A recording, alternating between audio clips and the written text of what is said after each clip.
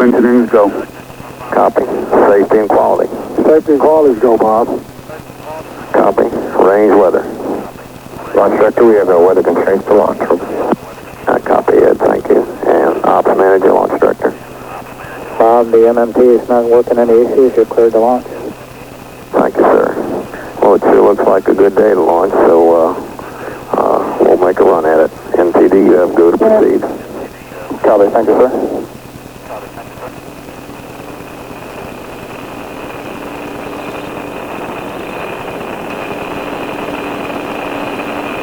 ATC, CPVD, 212.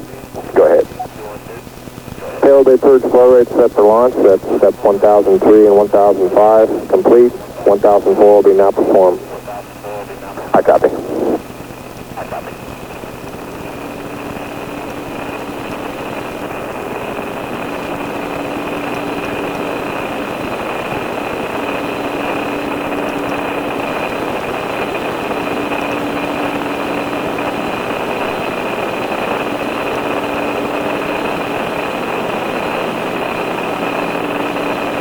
All personnel, the countdown clock will resume in 3 minutes. Mark.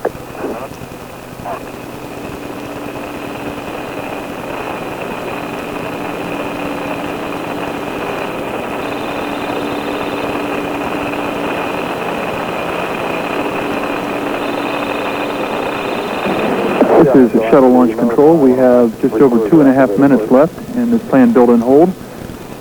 Launch Director Bob Seek announcing to the crew aboard Columbia and the launch team that we will come out of the hold on time at 10:44 this morning, leading to liftoff of Columbia and STS-58 right at the opening of this morning's window at 10:53.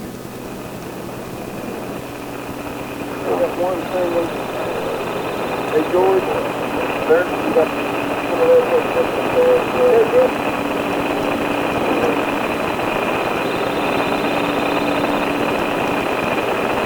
Countdown clock. Command of Columbia will transfer to the ground launch sequencer once we exit this hold at T-minus 9 minutes.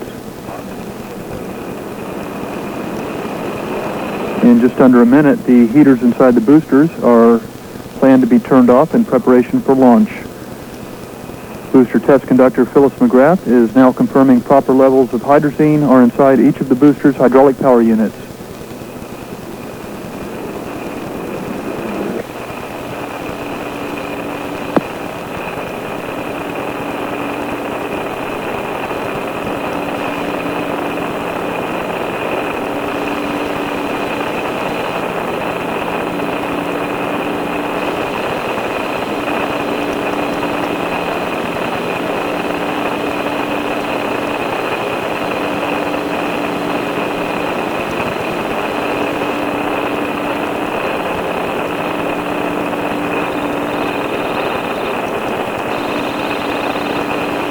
Countdown clock will resume in 1 minute.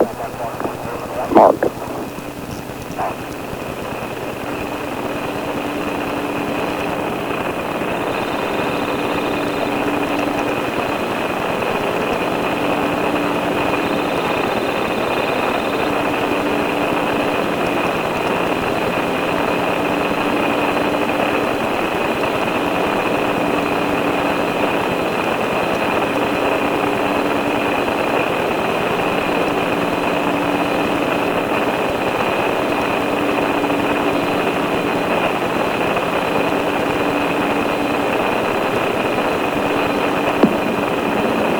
NTD, Houston Flight 232.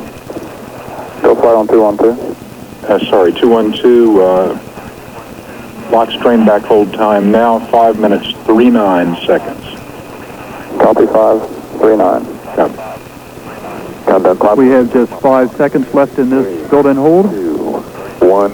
And we're now at T-minus 8 minutes, 59 seconds, and counting. Sequence has been initiated. The ground launch sequencer has been activated, and the STS-58 terminal countdown is underway. All of the countdown events are now being handled by the ground launch sequencer up until the T-minus 31 second mark, when responsibility for the countdown is handed over to Columbia's onboard computers.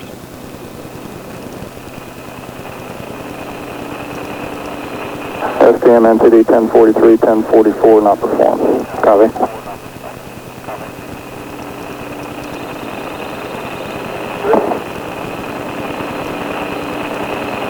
Okay. NTD, the ISL, recorders are activated. Copy. 1007. I copy, thank you. PLT, OTC, configure fuel cell essential bus storage switches. That's some work. T-minus 8 minutes and counting.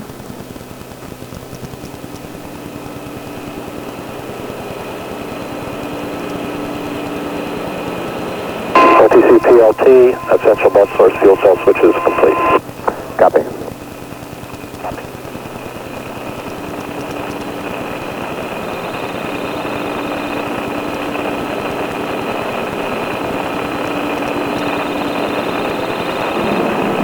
T-minus 7 minutes, 30 seconds, and the ground launch sequencer has initiated retraction of the orbiter crew access arm away from Columbia.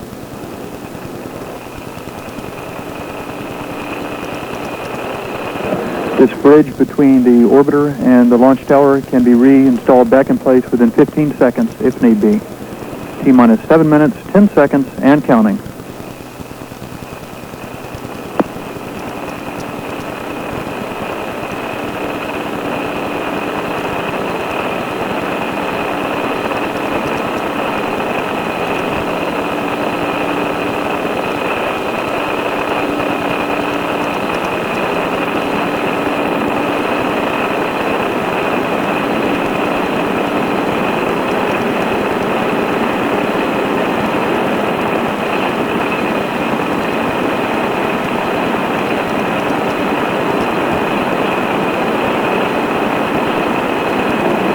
T-minus 6 minutes, 30 seconds, and counting. PRPS, OTC, start APU and hydraulic strip chart recorders. RPS can verify recorders are running. PLT, OTC, perform APU pre-start. APU pre-starts in work. Orbiter test conductor Brian Monborn has given pilot Rick Searfoss the okay to perform the auxiliary power unit pre-start procedure. 212, SRO. Yes, sir, we are no-go for an intruder aircraft at this time. Request you hold the countdown clock. CLS, hold the clock at 5 minutes. Copy. The countdown clock will hold at T-minus 5 minutes. And SRO and to the any estimation, one will be clear the area. Stand by 1 moment, sir. The countdown clock will hold at T-minus 5 minutes. OTC, PLT, APU, pre-start complete. Okay. 3-grade talkbacks. I copy that. Now just stand by for a second, please.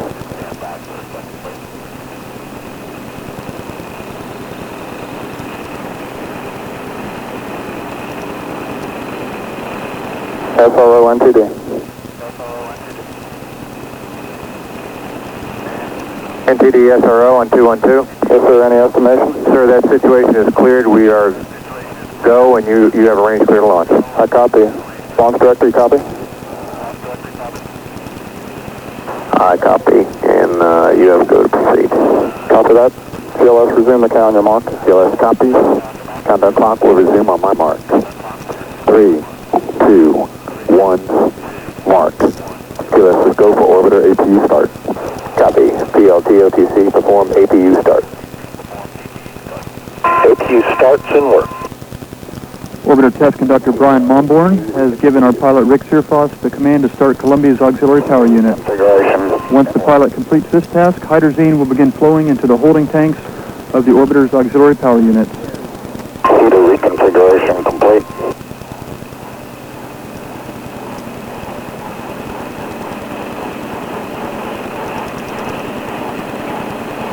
OTC, PLT, APU start is complete. 3 good APUs. I copy. Columbia's pilot reporting that we have 3 good APUs. Due to the intrusion of an aircraft into the launch area, launch of Columbia will come 8 seconds late at 10:53:08. T-minus 4 minutes, 6 seconds, and counting.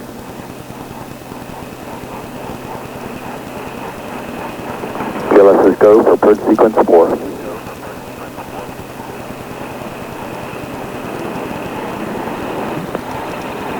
T-minus 3 minutes, 50 seconds, and a test of Columbia's flight controls is started.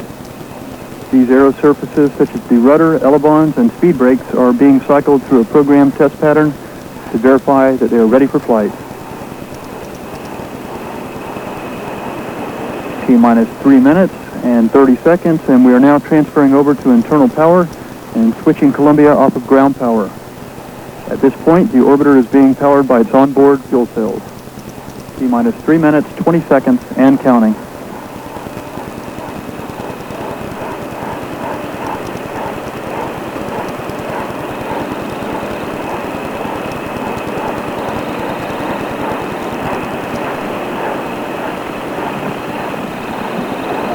T-minus 3 minutes, and Columbia's engines in the final stages of being ready for flight.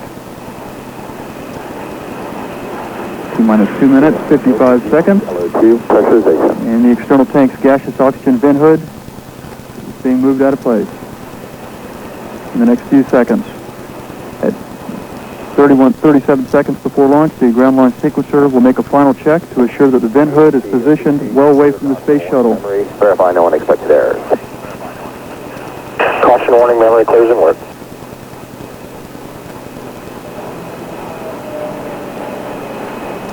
Orbiter Test Conductor Brian Monborn requested pilot Rick Searfoss to clear the ship's caution and warning memory system.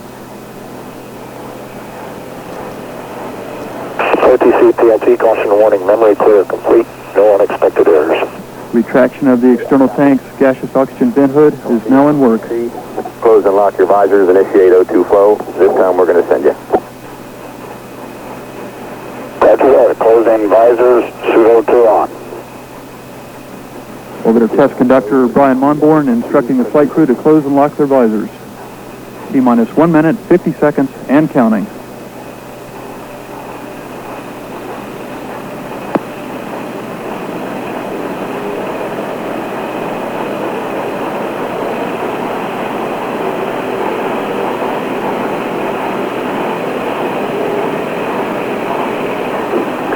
Minute 30 seconds. T-minus 1 minute, 30 seconds, and counting.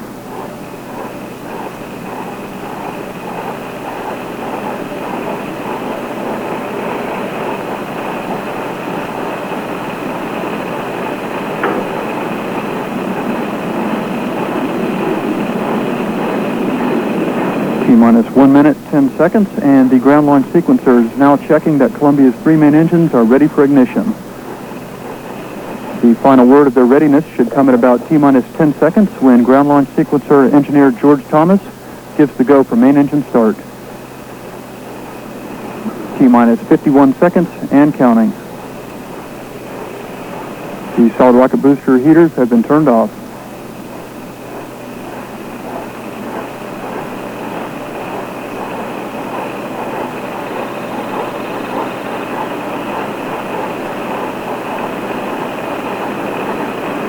T-minus 31 seconds, and we have auto sequence start, and Columbia is now in charge of its own launch countdown. T-minus 24 seconds. T-minus 20. All systems remain go at T-minus 15 seconds. 10. TLS go for main engine start. Set. T-minus 6, 5, 4. We have main engine start. 3, 2, 1. Booster ignition and liftoff of Columbia on a life sciences mission for Earth and space. Houston's now controlling. Resuming Columbia, roll program. Roger, roll, Columbia.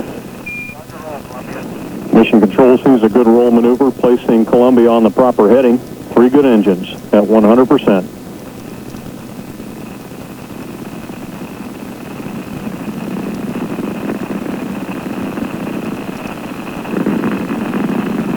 Engines are throttling back now, easing Columbia through the dense lower altitudes, but continuing to accelerate very rapidly. Columbia is already traveling over 650 miles per hour.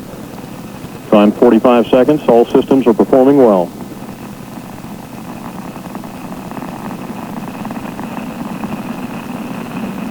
All 3 engines at 67% rated thrust.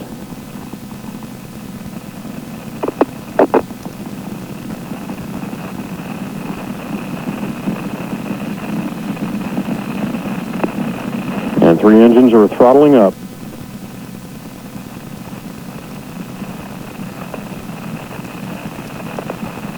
Columbia Houston, go at throttle up. All engines are now running at full throttle. All systems performing well. Altitude 67,000 feet, downrange distance 8 nautical miles. Columbia is traveling over 1,000 miles per hour. Columbia continues to climb at a relatively steep angle at this point, tripling its rate of speed over the next minute.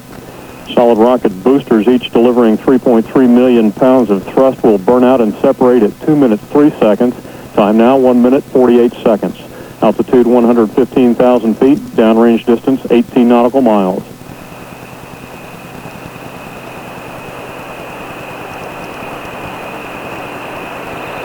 SRB chamber pressure is tailing off.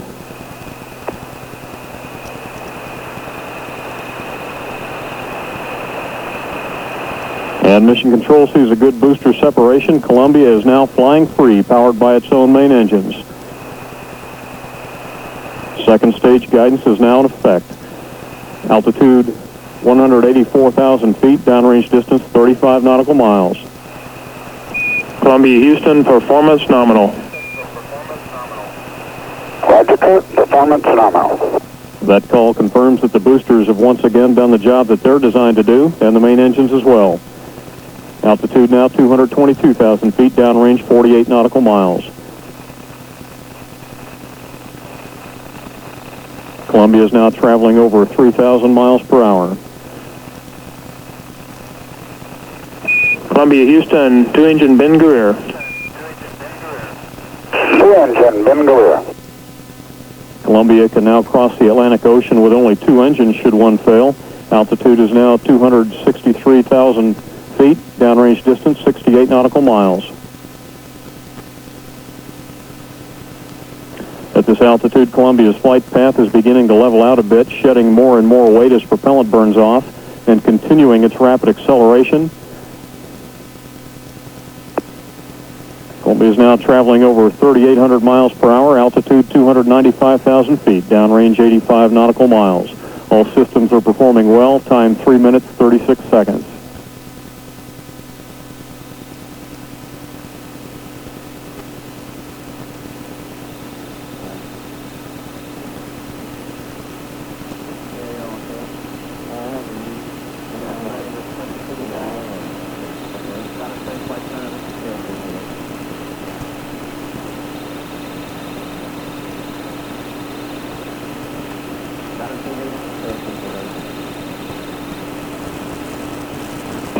Columbia Houston, negative return.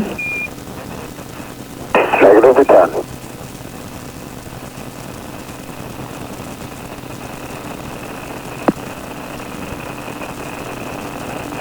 A return to the launch site is at this point no longer an option as Columbia continues downrange. Altitude now 352,000 feet, downrange distance 149 nautical miles. Columbia is now traveling nearly 5,000 miles per hour.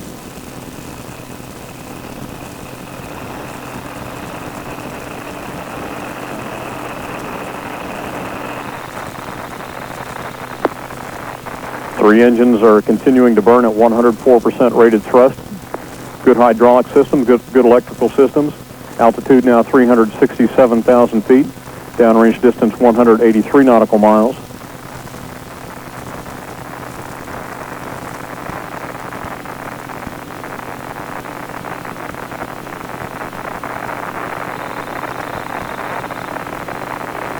Time 5 minutes 10 seconds. All systems are performing well.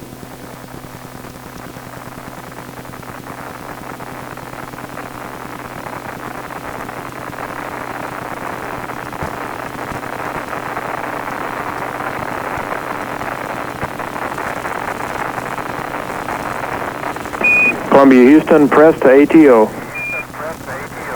Roger, press to ATO.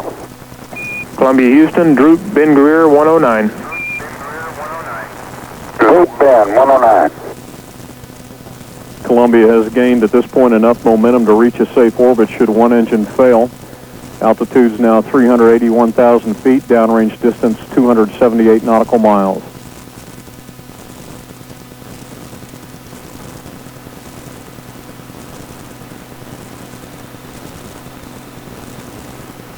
Time 6 minutes 5 seconds. All systems are continuing to perform very well. We're standing by for the press to MECO call.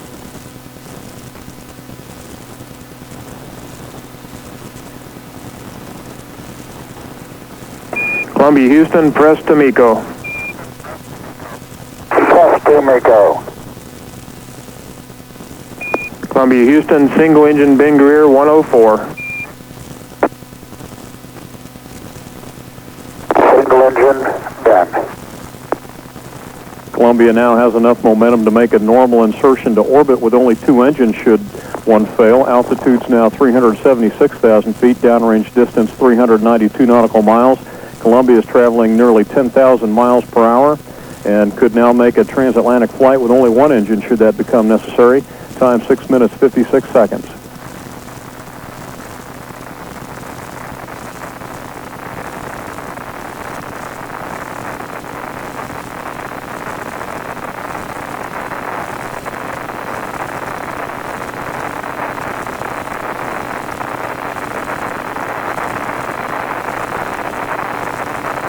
Columbia Houston, single engine press 104. Single engine press 104. Should 2 engines fail beyond this point, Columbia could still reach a safe orbit with a remaining engine at 104% rated thrust. Altitude is now 366,000 feet, downrange distance 520 nautical miles. Columbia is actually beginning to dip back down into the atmosphere at this point, giving altitude in order to gain velocity as Columbia continues to accelerate towards orbital velocity.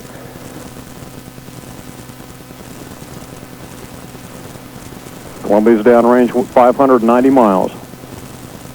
Columbia Houston, no action on your fuel cell pH message. Okay, thank you. We copy that. Time 8 minutes 10 seconds. 3 engines are throttling back now to maintain structural loads within the 3G limit.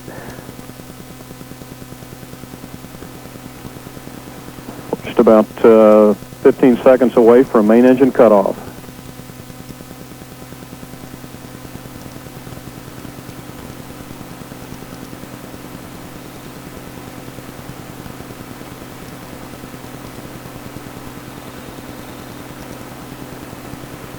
Houston, Columbia, MECO 25. 8:15, MECO confirmed. Columbia Houston, we copy.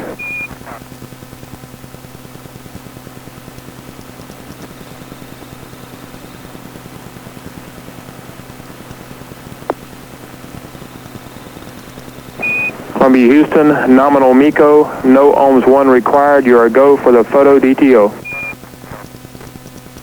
Roger, go. And we have confirmation that Columbia has come off the external tank and is flying free now in an orbit of 148 by 42 nautical miles.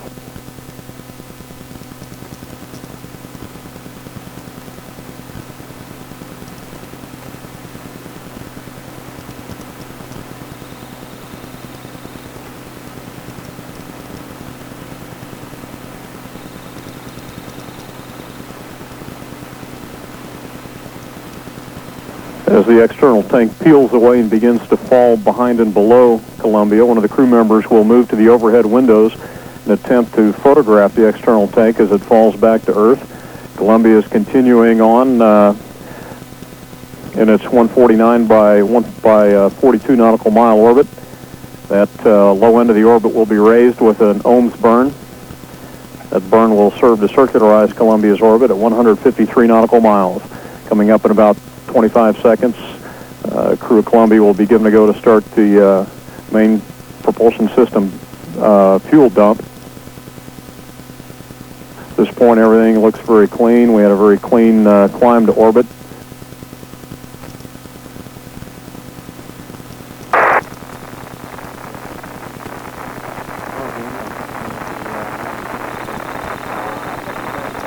During the ascent, there was one message received here on the ground from a fuel cell that was producing a pressure indication that was determined not to be an issue. With that exception, very event-free as far as anomalous events go.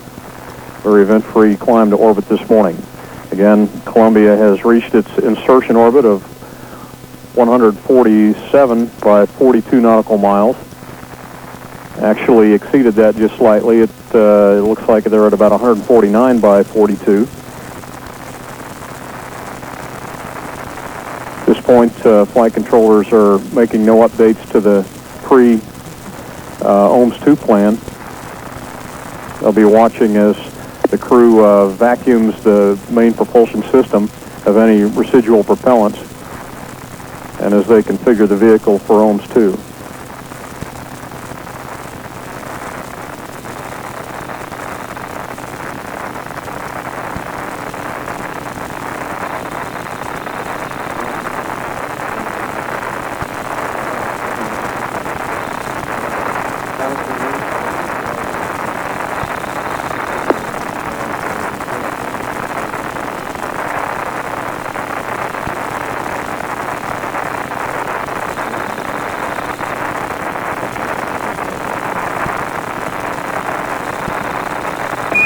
Columbia Houston with a comm check. We're locked up hard on T3Cs. You're loud and clear.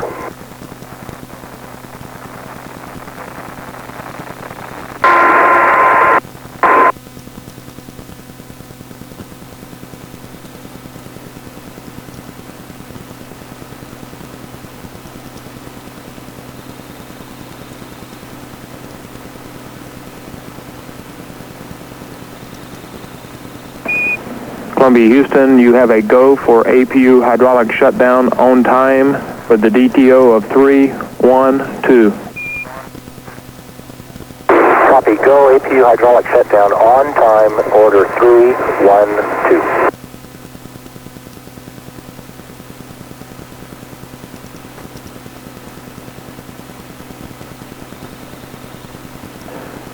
Columbia's onboard communication systems are now locked up on the T3C satellite, providing communications between mission control and the crew aboard Columbia. As well, the crew's been given a go to power down the auxiliary power units. Those units provide hydraulic pressurization to the mechanical systems on board. Those APUs won't be required again until one is restarted the day before entry to test the mechanical systems aboard Columbia before bringing the bird home, and then powered up again with the other two to begin the deorbit and entry procedures on the final day of the flight.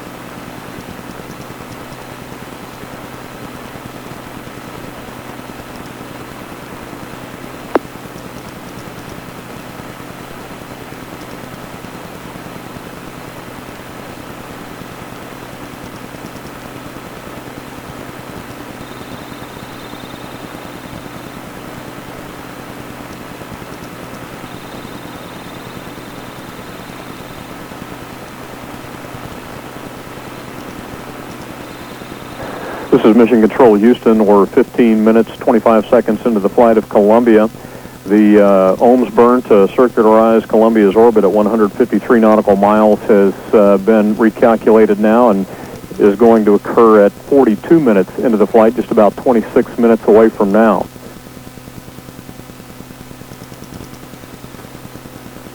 Again, Columbia did just a little bit better than its target insertion altitude. They're currently at 149 by 43 nautical mile orbit and should arrive at their orbital destination in just about 25 minutes.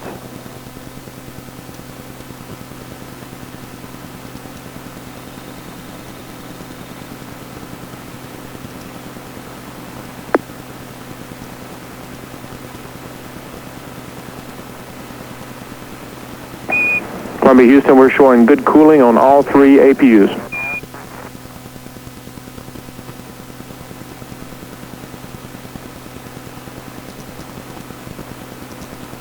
Copy that.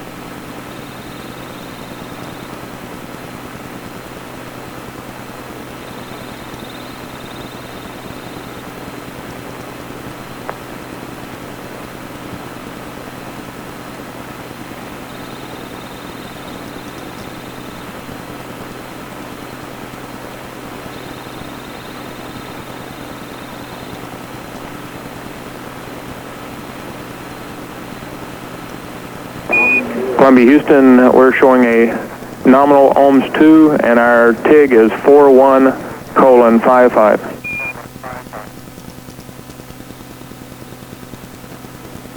Roger. Roger, normal ohms 2 and TIG of 4155. Thank you.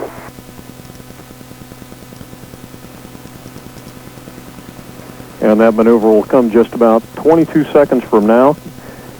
It will serve to accelerate Columbia by 198 feet per second, further accelerating the vehicle into its destination orbit of 153 nautical miles circular.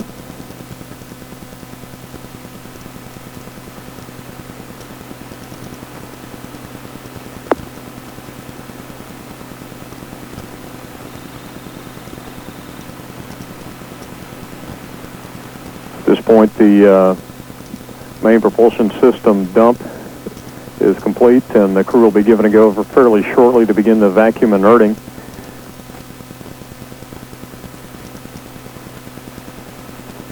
We're at 20 minutes, 38 seconds, and all systems aboard Columbia are continuing to perform very, very well.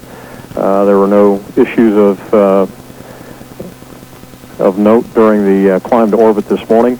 Again, we're working towards an on-time firing of the orbital maneuvering engines aboard Columbia.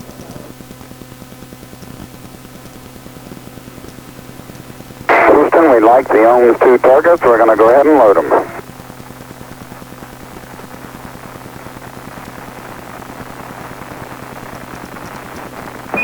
Columbia Houston, we show good OMS 2 targets, and you have a go to load.